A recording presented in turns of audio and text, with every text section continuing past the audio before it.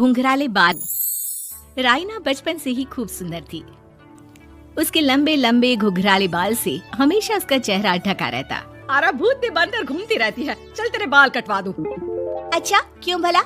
School में तो सारा वक्त बांध कर घूमना पड़ता था। अब तो मैं कॉलेज जाऊंगी और बाल खोल कर घूमूंगी। हाँ। अरे ये बाल देख रही है, ऐसे लगता है जैसे मधुमक्खी का छत्ता। खैर, घने घने घुंघराले बालों से राइना सुंदर तो लगती, लेकिन उसे संभालना उसके लिए बड़ा काम था। माँ, अरे माँ, शैम्पू खत्म हो गया है। इस बार वो वाला लाना ना, जो घुंघराले बालों को और बाउंसी बनाता है। माँ ले आना हाँ जरूर से। कल मेरा कॉलेज का पहला दिन है। मैं चाहती हूँ सब मुझे देखकर जले।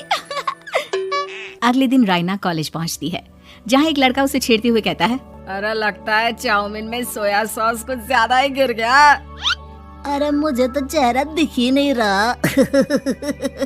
लड़कियां भी राइना का मजाक उड़ाती है। अरे यार, ये कंगना की कॉपी करके कौन आया है?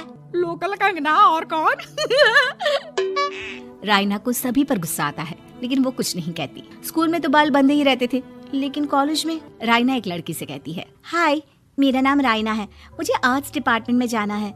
कहाँ से है रास्ता? अपने बाल हटा कर देखो, सामने ही बोर्ड लगा है। राइना को कॉलेज में भी दोस्त बनाने में दिक्कत आ रही थी। वो रोते रोते घर आ जाती है। माँ, मैं क्या करूं?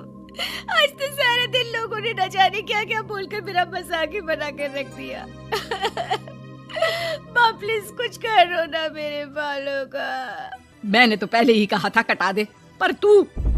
अरे कटाने से क्या होगा, उल्टा जो थोड़े बांध कर ये इन्हें समेट सकती है ना, वो भी नहीं कर पाएगी। तो क्या मेरी कोई दोस्त नहीं बनेगी कॉलेज में, या मैं हमेशा लोगों के मजाक का ही शिकार होती रहूंगी? राइना जोर जोर से रोने लगती है। तभी उसका छोटा भाई आ जाता है और राइना के बालों के बीच एक पेंसिल छुपा देता है। तभी उसका दोस्त भी पीछे से आ जाता है। अरे ढूंढो ढूंढो, कहाँ है पेंसिल? मैं नहीं बताऊंगा। दोस्त काफी कोशिश करता है, लेकिन उसे पेंसिल नहीं मिलती। वो वहाँ से चला जाता है। थैंक्स दी, आज आपके बालों ने तो मुझे बचा ही लिया। अच्छा, बहुत दिनों के बाद बालों को लेकर कुछ अच्छा सुनने को मिला। मुझे भी पहले लगता था कि मेरे बाल सबसे सुंदर है, लेकिन अब पता चला। अरे क्या पता चला, क्या हो गया? देख, किसी भी चीज के ना दो पहलू होते हैं। या तो तुम बालों से ही लोगों का मन जीतो, या फिर रोती रहो। अब ऐसे घने बाल तो तुम्हें भगवान ने दिए हैं। राइना को पिता की बात समझ में आ जाती है। वो सोच लेती है कि जिन बालों के कारण वो कॉलेज में एक भी दोस्त नहीं बना पा रही है, उन्हीं बालों से वो दोस्तों की लाइन लगवा देगी। अगले दिन कॉलेज में डेस्क में राइना बालों को आगे कर लेती है और लोगों को लगता है कि राइना का चेहरा पीछे है, लेकिन राइना घने घुंघराले बालों को हटाकर हंसने लगती है। देखा मेरे बालों का कमाल, इससे मेरा चेहरा भी नहीं दिखता और मैं चलती क्लास में सो भी सकती हूँ। सभी राइना को देखकर हंसने लगते हैं।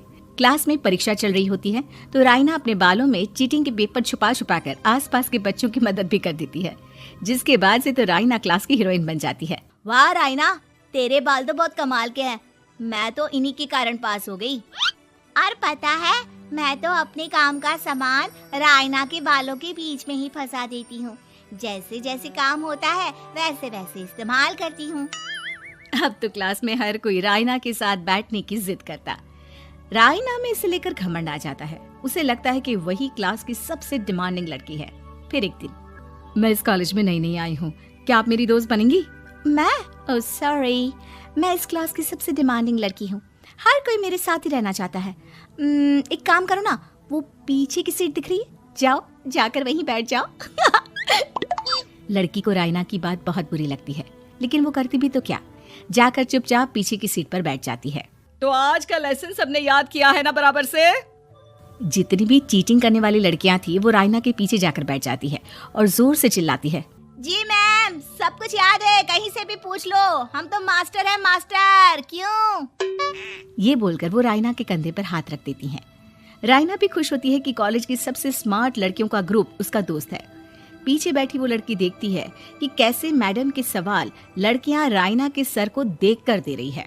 शाबाश, मुझे खुशी है कि तुम लोग इतनी अच्छी पढ़ाई करने लगी हो। मैं प्रिंसिपल से कहकर तुम लोगों की स्कॉलरशिप की बात करूंगी, जिससे तुम लोगों के माता पिता का पैसा जो फीस में लग रहा है वो बच जाए। सभी लड़कियां खुश हो जाती हैं। टीचर के जाने के बाद एक लड़की कहती है, गर्ल्स, अब हम लोग ना सिर्फ सबसे स्मार्ट बल्कि सबसे इंटेलिजेंट भी हो गए हैं। इसी बात पर आने वाले संडे को मेरे घर पर पार्टी, सबको आना है, ओके? सभी लड़कियां पार्टी के लिए एक्साइटेड हो जाती हैं। राइना भी। माँ, मेरे कॉलेज की सबसे स्मार्ट लड़की ने पार्टी रखी है संडे को। मैं भी वहाँ सबसे अच्छी दिखना चाहती हूँ, लेकिन ये बाल। घुंघराले बालों का तो कर भी क्या सकती है। तभी उन लोगों की नजर पार्लर के एक इश्तिहार पर पड़ती है जो 3000 रुपए में बाल स्ट्रेट कर रहा था।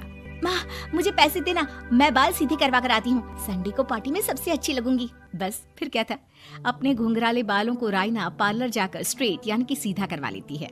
और फिर पार्टी वाले दिन, हाय गर्ल्स, कैसी लग रही हूँ मैं? ओह नो, शिट, ये क्या करवा लिया बालों का हाल? और जिसके घर पार्टी थी वो लड़की, अरे ये क्या करवा लिया? तुम्हें मालूम नहीं है, जिस बालों में चीटिंग रखकर हम लोग टीचर के अगर इम्प्रेशन जमाते थे, उन बालों को तुमने। अरे हमें तो स्कॉलरशिप भी मिलने वाला था, अब तुमने बाल सीधे करवा लिए। अब तुम हम लोगों के लिए किसी काम की नहीं हो। अरे लेकिन हम दोस्त तो है ना, क्या मैं अच्छी नहीं लग रही हूँ? हमें तेरे अच्छे और बुरे लगने की कोई जरूरत नहीं है। हम लोगों को तेरे बालों से फायदा था, अब वो नहीं है तो हम तेरे दोस्त भी नहीं है। जा जाकर बाल वापस घुंघराले करके आ, तभी तो हम लोगों की दोस्त बन सकती है। राइना रोते रोते घर आती है और माँ को सारी बात बता देती है। माँ, ला पैसे दे, मैं बाजार जाकर बाल ठीक करा के आती हूँ। लेकिन माँ, मुझे ये बाल बहुत अच्छे लग रहे हैं, काश ये बाल मैं पहले ही सीधे करवा लेती। देख बेटा, पैसे तो मैं तुझे दे दूं, लेकिन वैसे बाल करके तू फिर ऐसे दोस्त बनाएगी जो तेरे साथ मतलब के लिए जुड़े हैं। लेकिन इन बालों में तू ऐसे दोस्त बनाएगी जो तेरे साथ जीवन भर का साथ निभाएंगे। राइना को माँ की बात समझ में आ जाती है।